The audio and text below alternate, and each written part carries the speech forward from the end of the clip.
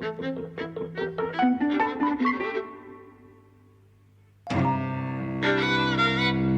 and welcome to Eavesdropping at the Movies. I'm Mike. And I'm José.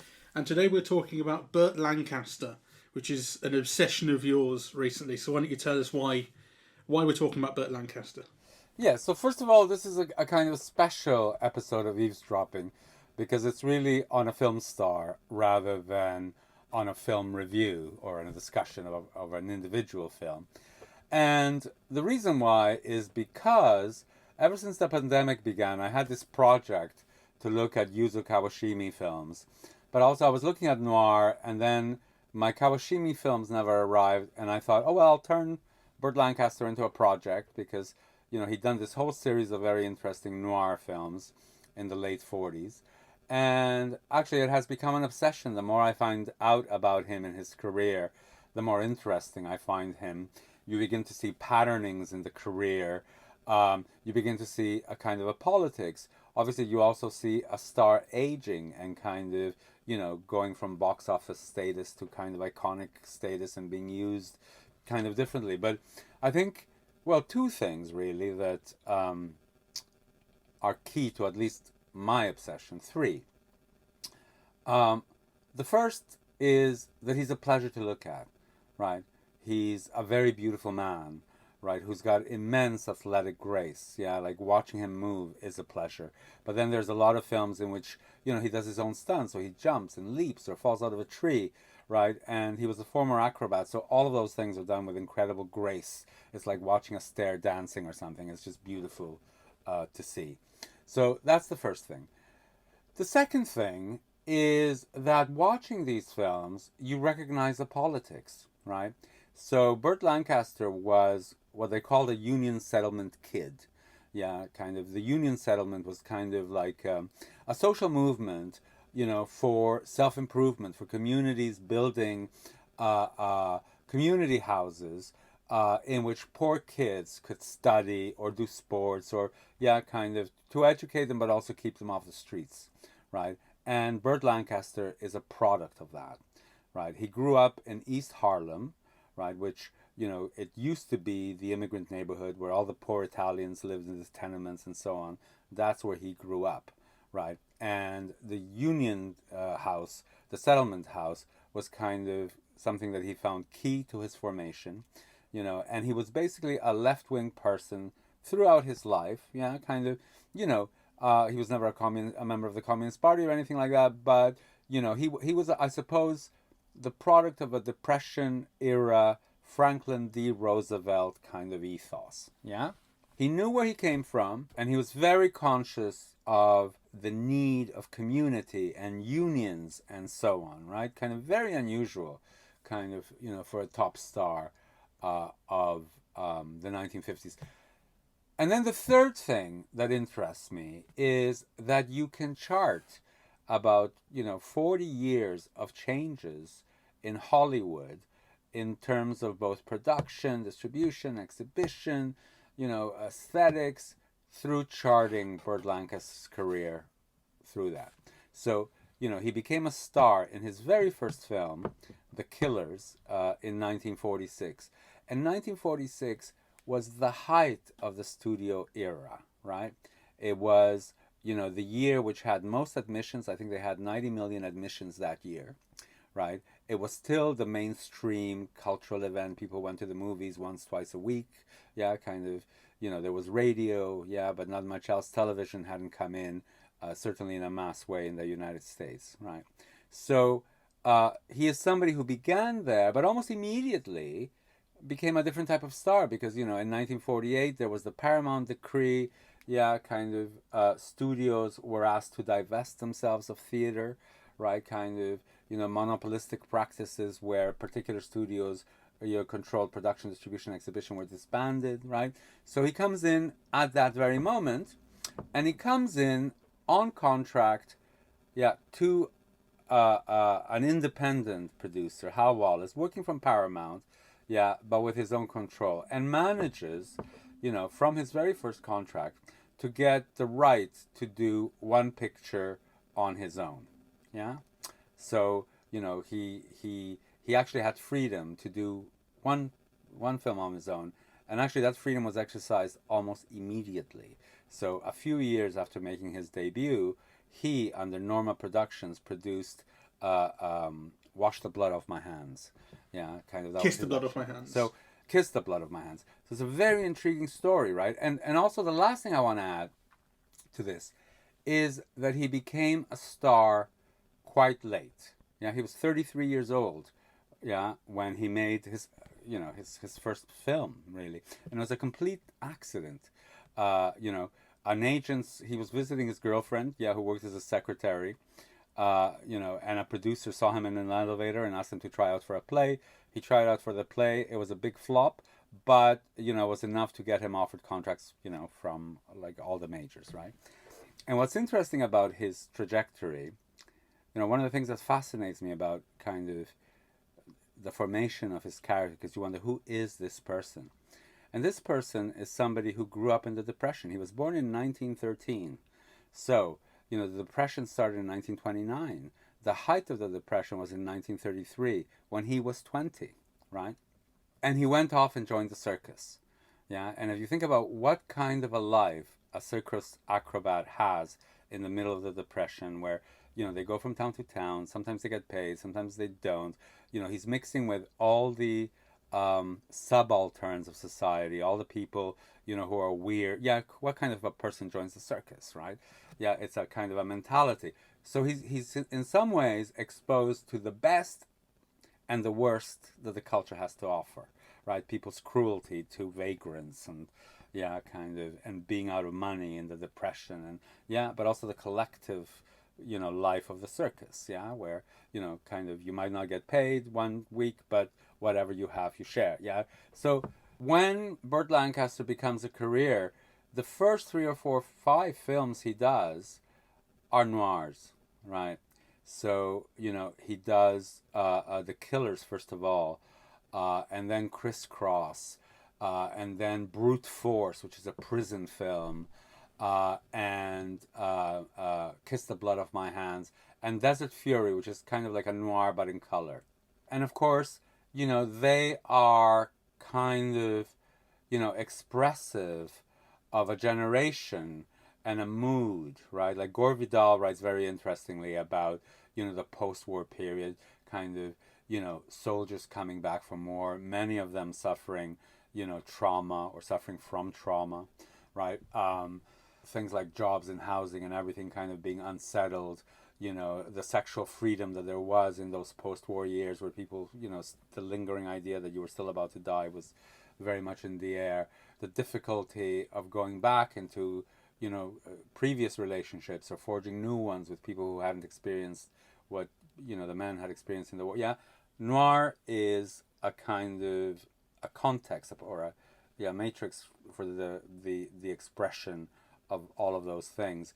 And Burt Lancaster is arguably the biggest star working in that genre with, I would argue that, The Killers is kind of like an acknowledged masterpiece, but then Crisscross, Desert Fury, Brute Force, and Kiss the Blood Off My Hands are, kind of real cult films. They're films that cinephiles love, yeah?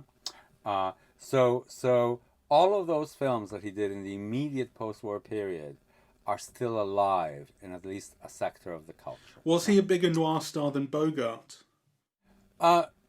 No. I mean, Bogart, was the bigger star in this because, it's like when somebody begins to be a big star. I mean, you could argue that films like The Killers and Brute Force had bigger box office than some of the Bogart films of the late 80s, but Bogart as a star and the salaries he commanded and, his fame and so on had obviously benefited from the last 15 years of stardom.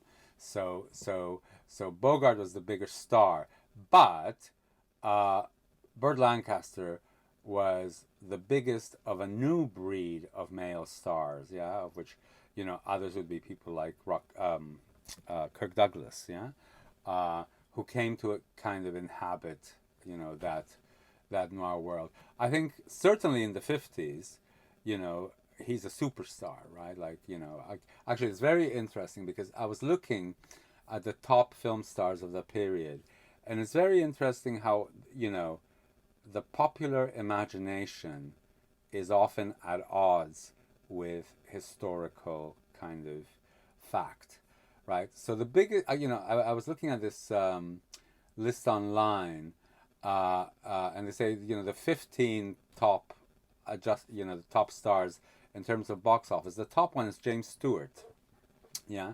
Then it's Charlton Heston, William Holden, Rock Hudson, Dean Martin, and then there's Burt Lancaster, right?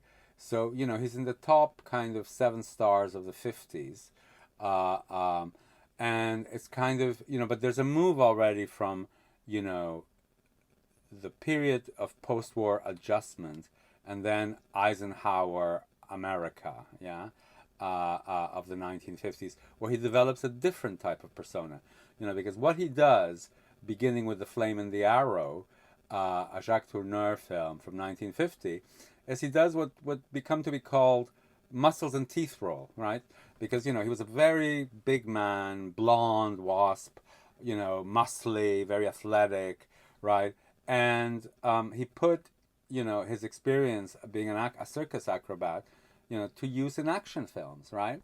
So, kind of, these are like Douglas Fairbanks films of the 1920s, like, Swashbucklers, The Crimson Pirate, but also a Robin Hood-y type thing, like, The Flame and the Arrow, yeah. And then things like South Sea dramas, like His Majesty O'Keefe. His body's always on display, and his athleticism is always on display. And they're actually like real boys' films, yeah. I mean, I'm sure kind of women like them as well, but they're all like, fun action adventure, yeah, in which kind of the doing of heroic deeds. Yeah, there's a whole generation of people who, who are now probably 70, but who grew up with, this joyful, cheery presence of Lancaster doing heroic deeds, with grace, yeah. So that's another kind of important component of his persona. Just, the ability of, doing these amazing things with your body, right, in these entertainments, yeah, who really kind of, whose only intention is to delight, right, and to delight with, physical grace, yeah. So I love that about it. I love The Crimson Pirate, and I love The Flame and the Arrow, right? Because they present that. It's all like gung ho, cheerio. Yeah, let's jump off the mast, right? Let's get the pirates. So I think they're fabulous. And the other thing about this period is he was a political person, yeah. So he was in the committee for the first amendment that fought the House of Un-American Activities hearings. He was one of the last people to drop off because, Bogart and Bacall, like, as soon as they were accused of being communists, they immediately backed off, right? And so I didn't know that, this. He stood by it until he was almost alone in doing it, right? Because actually, he'd never belonged to any of those clubs, and, and he'd been to the army, and nobody could stain him in that way. And then because, he continued producing his own films, he actually hired a lot of blacklisted writers, right? So, and he was somebody, I was thinking, if this had been a French film star instead of an American one, they would have written their autobiography, and there would have been 5 chapters on how they'd fought for, human rights, and, kind of how the government had persecuted them. With Lancaster, you hear none of that. But the fact is, he was denied a passport, yeah, because of his political activities, right? He couldn't travel out of the country, yeah, for most of the 50s. He had to get special dispensation to go into Mexico, to do Veracruz. And then, in fact, subsequently, I think by 57 or 58, he did have to sign a document, saying that he wasn't a communist. But that's all he did. He didn't name names. He didn't let himself get bullied. He hired people. It's really admirable, in the midst of like this incredible anti-communist hysteria, anti-left hysteria, where the government is persecuting people, for beliefs that they have a right to hold, that he stood his ground. Yeah, he becomes increasingly admirable, as well as being the foremost independent producer of the 1950s. Yeah, with several companies. So Norm, Hecht Lancaster, and then Hecht Hill Lancaster. Yeah, all producing not only Lancaster's own films, or many of Lancaster's own films, for United Artists distribution, but also producing independent films like Marty, right? So, he was the producer of Marty, which was, a new realist aesthetic written by Paddy Chayefsky that won the Oscar, right? So kind of an extraordinary figure, I think. And the other thing that I admire him tremendously for in the 1950s is, he wasn't considered a good actor, right? He was considered like muscles and teeth, yeah? But nonetheless, I forget whether it's 1948, he did All My Sons, which was, an Arthur Miller adaptation. In 1952, he did Come Back Little Sheba, which was William Hinge. Yeah. Then he did The Rose Tattoo, which is Williams. And then he did, I'm trying now to find it, Separate Tables, which is a Terence Rattigan play, right? So all of the top post-war writers, yeah, all of the people who had transformed, the American stage, and then also Rattigan, who was English, right? He tried his hand at all of them, yeah, kind of, usually with some big female star, yeah, and then he kind of tried to push himself into acting better and acting in more complex plays and lending his box office value so that, these artsy things could be produced. And in fact, they were all popular successes, yeah, with kind of very difficult material, right? And he was sneered at in most of them, right? Like, yeah, that he wasn't good enough. He was just like, yeah, so the women all got the Oscars and he got at best, good try reviews, yeah. Yeah. It's like he's trying hard. A for effort, C for achievement. Is the kind of. So I feel almost like I've been lecturing a bit. So you saw some of these films. So what did you think of them, and what do you think of him? Yeah. So I said, because I wasn't really familiar with Burt Lancaster, as you say, his reputation is one of not being a particularly good actor, and that's really how I was familiar with him, if I was at all familiar with him. I kind of knew of him as the big smile, the teeth, the laugh, enjoying himself on screen, that kind of thing. Yes.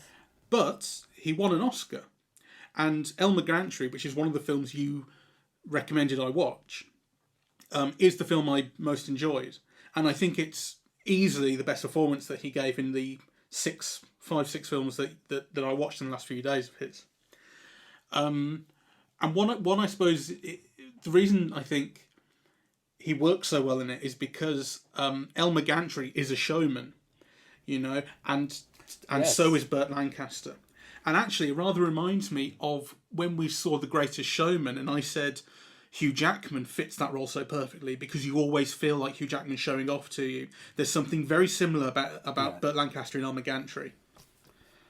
Except Burt Lancaster, I think is there's no comparison for me, because I get your point. Yeah, kind of they like showing off, but the thing about Burt Lancaster and Elmer Gantry is that you also see the sleazy, carny element. Yeah, the hucksterism. Yeah, the kind of that scene where he takes Gene Simmons under the pier. Yeah, she doesn't want to have sex with it.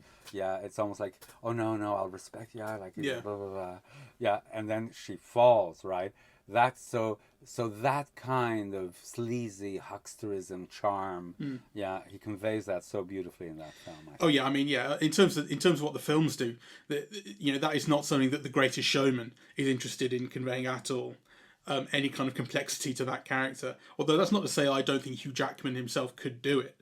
He's a good actor, but it's clearly a superior film, Elmer Gantry, and wants to show more complexity in its main character. It's so clear why this was an Oscar-winning performance just from watching it. He's doing so much, and there is so much variety in what he's doing, and there is depth in it, and he's absolutely captivating the whole way through. I find him captivating in everything, and again, he was a very intelligent man, right? And he makes such interesting choices. So, from this period that we're talking about, from 1961, he makes Judgment at Nuremberg, which is, about holding Germans accountable for Nazism. It's almost a little bit like, putting them on trial. So he contributes to that. It's not a very good film. It's a Stanley Kramer film. But it's a moral choice, right? Then he makes The Young Savages, with John Frankenheimer, which is about juvenile delinquency. He makes 7 Days in May, which is about, a potential internal fascist coup in the United States. He makes A Child is Waiting, which is about special needs children, kind of various kinds, disabled children with different disabilities. And that's a John Cassavetes film, right? Kind of, this is one film after another. And The Birdman of Alcatraz, which is, about this guy who was imprisoned and who within prison kind of manages to create a fulfilling intellectual and, moral life for himself, right? I mean, kind of, they're incredible choices. They all have a social purpose. They all take on this idea of American cinema as kind of a national theater, with the purpose of sparking ideas on important social subjects. That's what you see in all of these films, from the early 1960s. Some are better and some are worse. There's the old dictum, if you want to send a message, use Western Union. But actually, there's something heroic about this, and in fact, they're mostly very good films. He seems to be unafraid to make himself the villain at times as well, which is interesting. Yes. Which you saw 7 Days in May. No, I didn't watch that one. I watched Alzheimer's Raid. Ah, okay. And I watched a bit of Judgment at Nuremberg, but I mean it was so dry. Yes. No, he often plays the villain, and actually, his first major one was opposite Gary Cooper in Veracruz. Because, the last thing also, I suppose, that I want to mention, not the last thing, but another thing that I want to mention is that he was a very important Western star.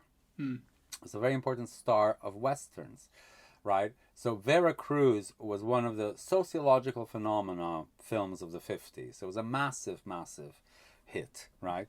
And he played the villain to Gary Cooper's hero in it. And then he also, another kind of huge success of the period was Apache, and again, this is another thing about Burt Lancaster, he played, the persecuted Indian in this film, and also in Jim Thorpe, All American, which is about a native person, who won the Olympics and had his medals taken away, and descended into alcoholism. But, there's, he is a native person, he's an Indian, and much is made of the oppression that he lives with as a result of it. So, both Apache and Jim Thorpe. And this is in the early mid-50s, right? So, it's not like something that will rupture the universe, but they're important contributions, that he's making in his choices. And he can make those choices because he's got the box office to make those choices. And they all turned out into very successful films. Some of them, the top successes of the year, like Apache, was one of the top 10 films of the year. Veracruz, I think, the very top box office hits of the year, etc. Right? So, you begin to see strands. There's almost no junk in his career, right? There are films that work better and there are films that work bad, less well off. There's a lot of westerns, which are almost always kind of guaranteed a certain degree of box office success, and it's where he'll move into in the latter part of his career. And you do have films like His Majesty O'Keefe and so on, which are kind of junky. But there's very little of that, I mean, even films like, Flame in the Arrow, I think, and Crimson Pirate are great, So I think kind of it's an admirable career. And then the other thing that he does, which I think, I mean, there might be other, I know there are other American stars who went to work in Italy, but he didn't just go to work to Italy because he didn't have a job in America. He went to Italy as one of the top box office stars in America to work with Visconti. And then he made a whole series of what can only be called European art films, yeah? So was he a star in Europe from his... Because, you talk about his American stardom and the way that his films wanted to open up dialogue in America about ideas. But, were those films successful in Europe, and was he a star in Europe, and did they do the same thing in Europe before he moved into Europe in maybe those later years? In those days, to be an American film star was pretty much to be a world film star, yeah? Because the film circulated all over the world. I mean, in Britain, one of the things that's not very much discussed is, that like British films at the British box office only accounted, for 20% of the box office at most. It varies from year to year, right? But it was mostly American films that British people saw, right? So kind of, there's a skewed perception when you read about kind of British cinema, because you imagine that British cinema is what British people saw, right? But actually there's a difference between British cinema and British film culture, and Hollywood stars were much bigger than any British star, maybe with a few exceptions, like Dirk Bogarde or somebody like that, right? But, to be an American film star, Hollywood was to be a world star.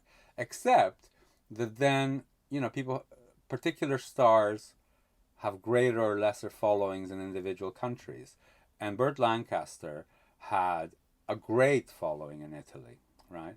And it became even greater once he worked with Visconti, because, he first appears as a reference to a masculine ideal in Visconti's Bellissima, where Anna Magnani says, "Oh, Burt Lancaster." And then, of course, he co-starred with Magnani. But then, The Leopard is one of the great classics of the cinema, like at the very top, right? And he plays the Prince of Salina in that, the man who's watching the world he knows kind of disappear and trying to adapt to change. It's a beautiful, beautiful film. And then he also did The Conversation with him. Then he did 1900 with Bertolucci, right? Which again, I think is one of the great classics of world cinema. And then he did La Pelle with Liliana Cavani, right? So, kind of these great Italian auteurs, and at least with Bertolucci and Visconti, some of his most significant films. He did also in Britain Local Hero, which I think is one of the great British kind of films of the period. I mean, an amazing career, with amazing choices. And the only period we haven't talked about is really the period of the late 60s, early 70s, where, he's still a top star. Yeah, he's getting $750,000 and 10% of the gross, which for those days was pretty much top dollar. Yeah, but his stardom begins to wane. Yeah, so whereas before he was a box office guarantee, he really drops out of the box office top 10, I think around 64, 65. Yeah, so he does a series of westerns. The Professionals is very popular, but then kind of some of the rest of the films are not. He does Airport, which is one of the, I think it was the second box office hit of the year, 1970, aside from Love Story. Yeah, but then he's working in all of these political films, really. The Scalp Hunters, yeah, which again is about race relations in the U.S., was a moderate hit. The Swimmer, which was based on a John Cheever story, and which, is about kind of, the American dream and the failures of it and so on, where he just swims from pool to pool across Winchester County, in Connecticut. Yeah, upper middle class kind of life. That was an enormous failure. Castle Keep and The Gypsy Moths were a failure. Airport, a massive success, but it isn't really his film. It's an all-star film. And then he does these series of westerns that are just brilliant. Yeah, kind of Lawman, in which he plays an inflexible kind of sheriff, really. Valdez is Coming, which again is about racism. Ozana's Raid, which kind of, brings up kind of questions having to do with the Vietnam War, just like Castle Keep did, actually. And so by this period, executive action, which is, like the 7 Days in May, about an internal coup in the United States. And then here he becomes, his value as a box office star plummets. He is no longer somebody who guarantees box office, yeah? So obviously he's a name, he continues to get high fees, and he still has these vehicles built around him, right? So, films like Scorpio and The Midnight Man and so on, they're films made around him, yeah? Often which, he has input into the writing and the screenplay and so on. The Midnight Man, he directed The Kentuckian in the 50s, and this was his second effort, very bad. And then his career, kind of alters. So you could see he does a lot of all-star films, like The Cassandra Crossing, but his films are still political. Something like Twilight's Last Gleaming is precisely about the military hiding the truth from the American people in relation to the Vietnam War, right? And Go Tell It on the Spartans is also about the Vietnam War.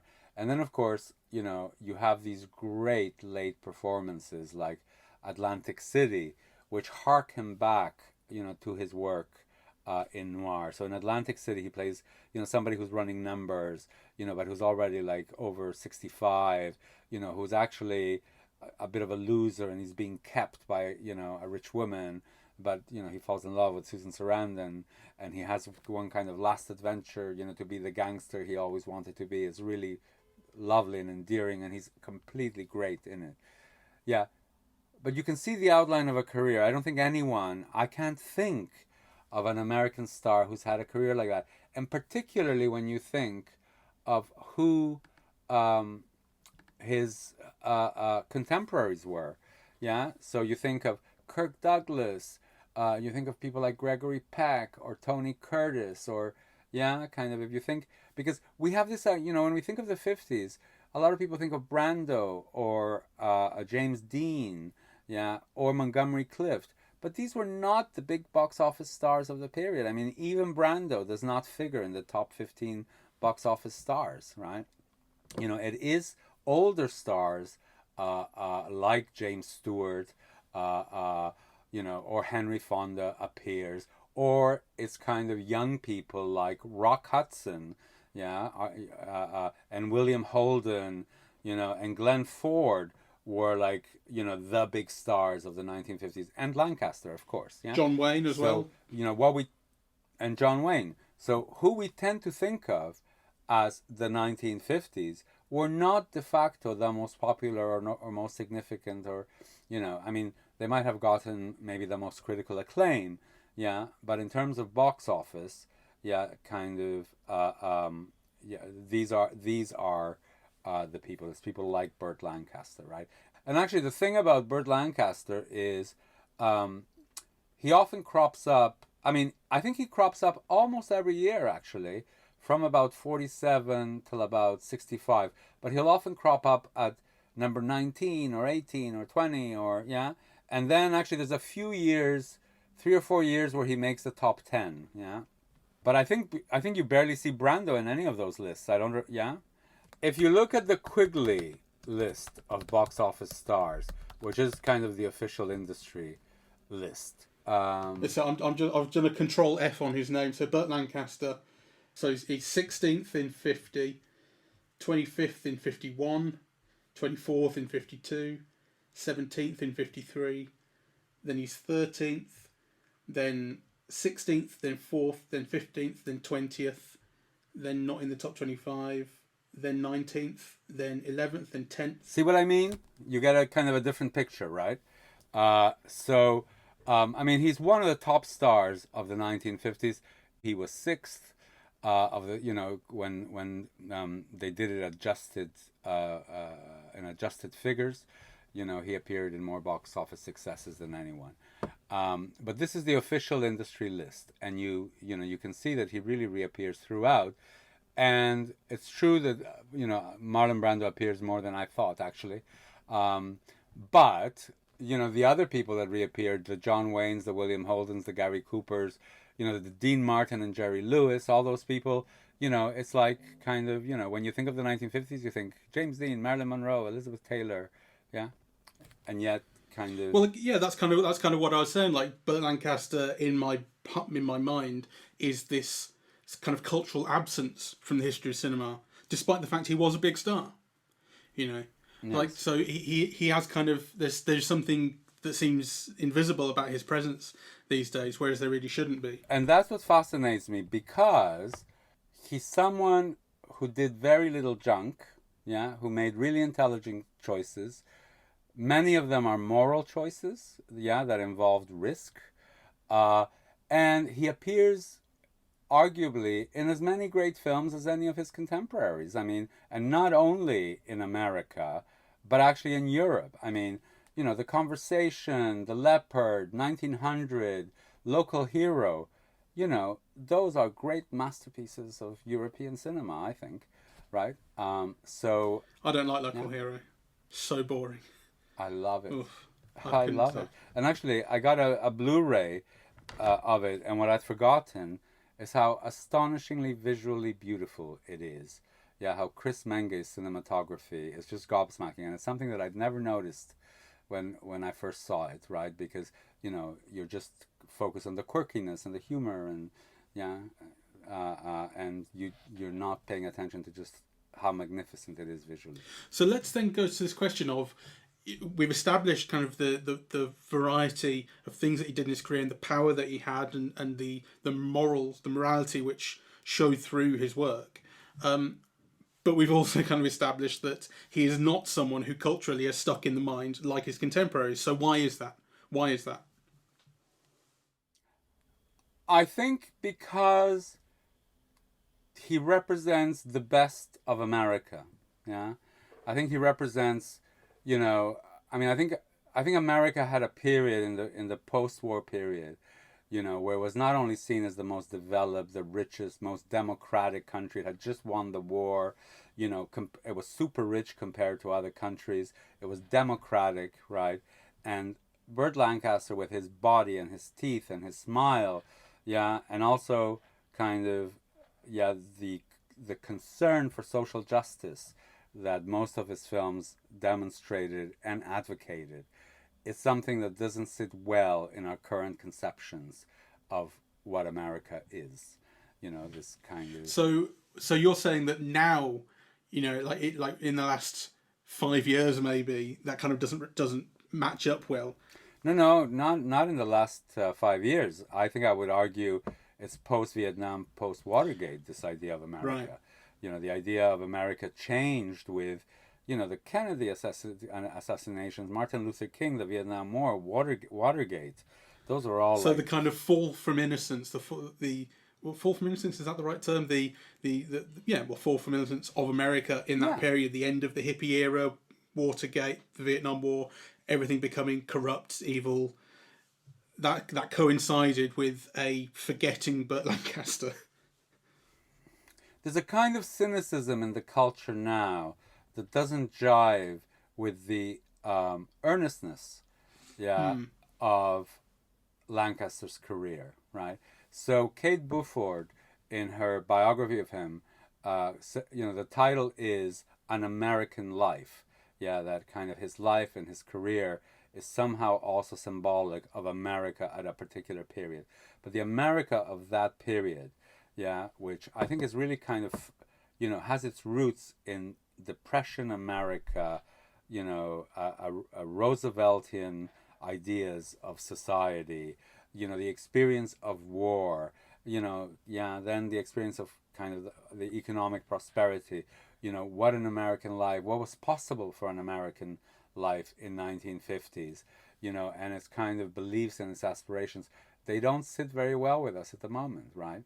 And even though, Burt Lancaster was a rebel and a cynic. I mean, after all, he bloody worked in a carnival, and he kind of grew into adulthood during the Depression.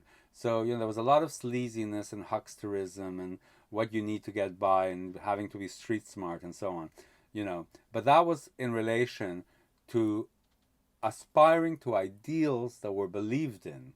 I don't think those ideals are believed in anymore. Do you think as well that in a downturn towards cynicism, and quite a sharp one at that really, that his films would be looked back on as trifles? No, I mean, I think the opposite. I mean, I think, particularly the noirs are kind of beloved, really. All the conspiracy films, right, like 7 Days in May, Executive Action, and so on, definitely connect with our ideas. Twilight's Last Gleaming, with our ideas of, civil war, government suppression, his views on racism and his treatment of racism, from, Jim Thorpe to Apache to the Scalp Hunters and so on. I mean, they jive in very much, and I think people will find, Valdez is coming, will find value in those explorations. I mean, I think he's somebody ripe to be rediscovered, because not only that, but really, if you want to explore questions of aesthetic, questions of film form, genres, modes of distribution. Actually, I think, Kate Beaufort says that, she was talking to Neil Gabler, and he was saying, if you really want to trace the changes in the American film industry in the 1950s, trace Burt Lancaster's career, because he's key to the whole thing. Right. I suppose I was asking more, rather than what's there to be rediscovered by cinephiles, people who are interested in digging for it. I meant more in the kind of popular conception of who he was and what his films were. Would the downturn towards cynicism have been a reason that people in general, wouldn't have paid so much attention to him, would have forgotten his films? Perhaps. I mean, I think there was a period where his films would have been shown on television and he would still have been alive in the popular imagination. I mean, his wife, in an interview, which is on YouTube, says, when I married him, and, she was 40 and he was 70 when they married. It was like his last marriage. My son, his stepson, was asked to bring him over to the school for a fundraiser, and there was crowds and people were collapsing with hysteria and so on. And then 20 years later, or 10 years later, when Burt Lancaster was still alive, her grandson offered to bring Burt Lancaster to the school for a fundraiser, and the principal said, Burt who? Right? But I mean, he's somebody who had a starring career for 50 years, 45 years, And my experience, certainly as a teacher, is, that it's a generational thing. Actually, within my own experience, and it's something now hard to believe, but I mean, when I first started teaching at Warwick, I remember talking to the students about Jane Fonda. None of them knew who she was. I mean, she hadn't made a film by that point since for the last 10 years or 15 years. So. They simply didn't know who she was. So somebody who'd been so significant in the 60s and the 70s, by the 90s, nobody knew who she was. And now, again, everybody knows who she is, right? So there's always kind of, these ups and downs in, how social knowledges kind of circulate. I mean, sometimes they're just down. They never resurface, right? But I think Burt Lancaster is somebody who will resurface. He's so interesting. And he's such an interesting ideal of, what it is to be a man, really, Knock, knock. Who's there? Burt Lancaster. Burt Lancaster who? That's show business. We've talked so much about what he did and what he represented, and and the kind of size and scale and scope of his career. But I do want to kind of try and talk about actually what he was on screen as well, his performances. Because like I say, the one performance that really stood out to me was Elmer Gantry. The rest, I kind of thought, clearly there's a lot of variety in his work. And he plays a lot of different kind of roles and plays in different genres. But does he have range, is a question I want to ask you. He's somebody who pushed himself more than any of his contemporaries, right? As I said, he did Miller, he did Williams, he did Inge, he did Radigan, he did Shaw, right? He did classics, right? So, and I think he's very good in them. I think he's a brilliant actor. Right. He's a film actor, right? And one of the things that I think is often not given enough credit are, so we tend to think of good acting as like conveying emotional complexity, right? Or interiority, right? Which I think he also does, right? In a lot of his films, yeah, in The Leopard and so on. But I think what's not appreciated about, what I consider important in film acting are things that have to do with being and moving, yeah, rather than just performing, right?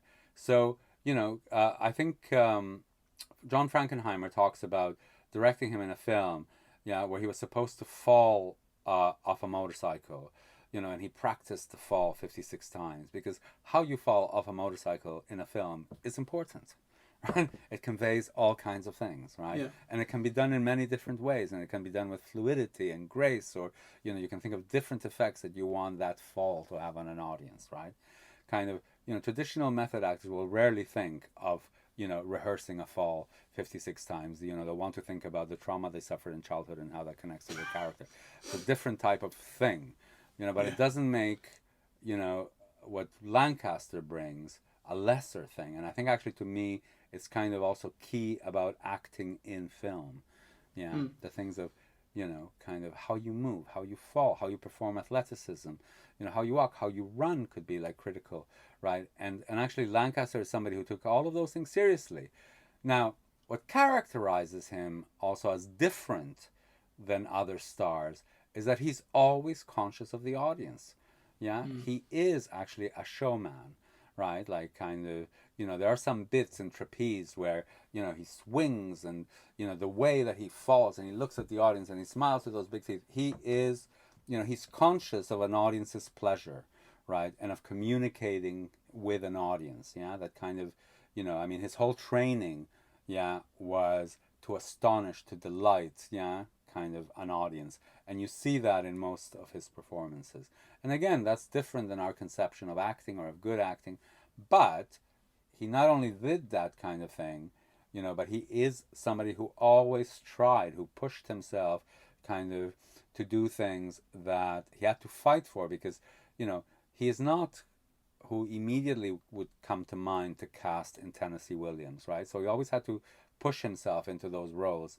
And I think he did brilliantly, right? And it's very interesting to look at contemporary reviews, which were really sneery of him, and to look at him now, because I think he's absolutely, fantastic opposite Anna Magnani in The Rose Tattoo. He's got that physicality. I mean, he reminds me of people I grew up with, the way he talks, the way he moves, yeah, kind of, yeah, even his laugh. Yeah, but but the kind of things you're describing, that acting interiority, as you describe it, as opposed to acting, the showman, is that something that, is there reasonable room for criticism of his abilities in that register?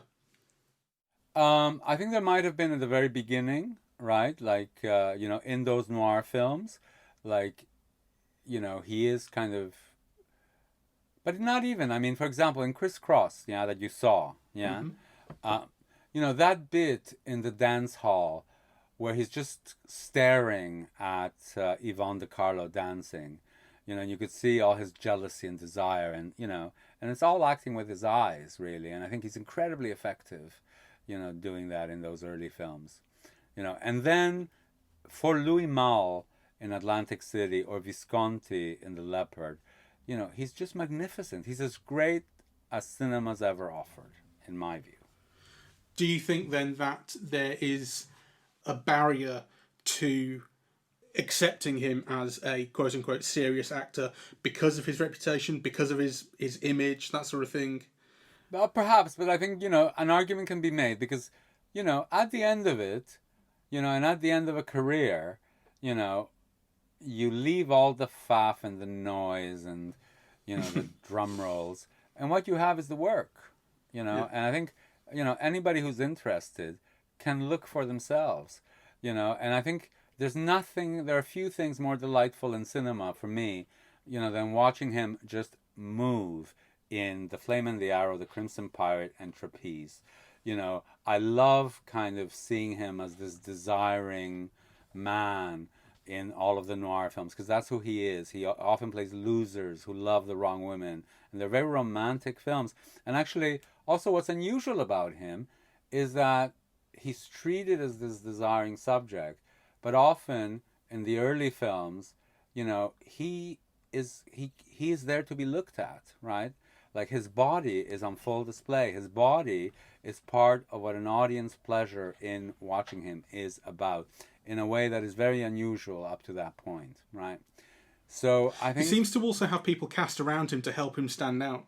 It feels like to me. Well, like, it seems like he has people, like shorter people, for instance, people above whom he can stand and. No, well, I know he was very, very tall. I mean, the thing about the shorter people, Nick Cravat was his partner in the circus, right? And so when you see him, that's what you see. And actually, the reason why they partnered up is because they thought there was something inherently funny, that pleased the audience about seeing such a tall man and such a short man perform acrobatics together.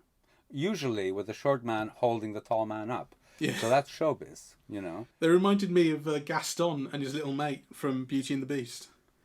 Right. Those two remind me of that quite a lot. And in Gaston is the whole I eat 7 dozen eggs and I'm as big as a barge and all the rest.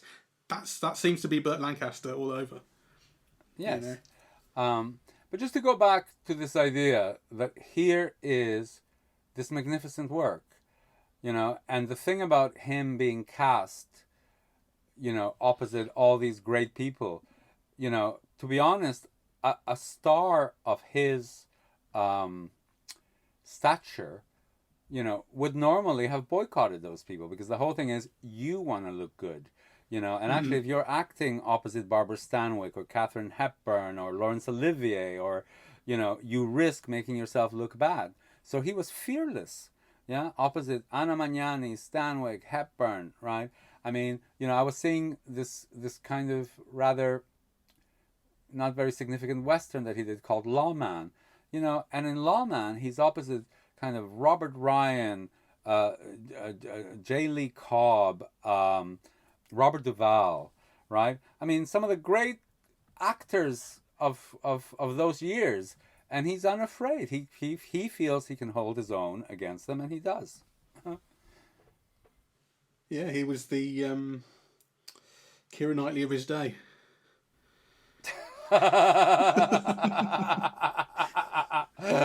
Talk about deflation. Though I love her. He's the AFI's 19th greatest male star. There you go. He sits in 19th, just beating the Marx Brothers, Buster Keaton, and Sidney Poitier. Well, there you go. There you go.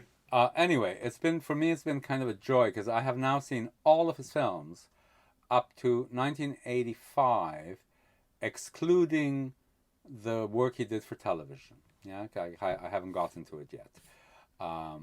And he's been a joy and a surprise and a discovery, and by watching the career develop, I've learned about different genres, about a mise-en-scène of stardom, about, a changing aesthetic styles in Hollywood cinema. Kind of, you can do a whole course on Hollywood cinema in all of its aspects through tracing his career, which I think is... And I'm sure you will. I will. All right. Okay, thank you very much for doing this with me, Mike. Oh, you're welcome. Next week, every single Star Wars film, and I'll talk. All right, let's leave it here. Thank you very much for listening. We are eavesdropping at the movies, and we are on Apple Podcasts, Spotify, SoundCloud, and YouTube. On social media, we're on Facebook and Twitter, and the website is eavesdroppingatthemovies.com. Right, thank you very much. Bye-bye.